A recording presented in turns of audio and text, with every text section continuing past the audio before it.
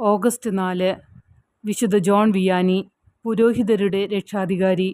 1786 May 8 ഫ്രാൻസിലെ ലിയോണിനടുത്തുള്ള ദാർഡിലിയിൽ ഒരു കർഷക കുടുംബത്തിൽ ജനിച്ചു.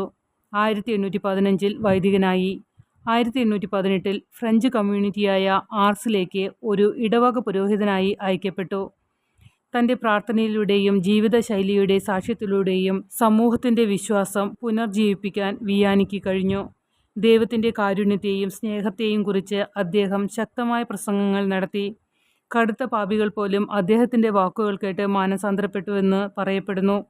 അദ്ദേഹം തൻ്റെ പള്ളി പുനഃസ്ഥാപിക്കുകയും ലാ പ്രൊവിഡൻസ് എന്ന അനാഥാലയം രൂപീകരിക്കുകയും ദരിദ്രരെ പരിപാലിക്കുകയും ചെയ്തു.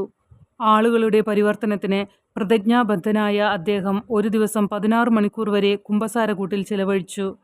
ജോൺ വിയാനി 1859 ഓഗസ്റ്റ് 4 അന്തരിച്ചു. ഹോളി ക്യൂർ ഓഫ് ആർസ് എന്നും അറിയപ്പെടുന്നു.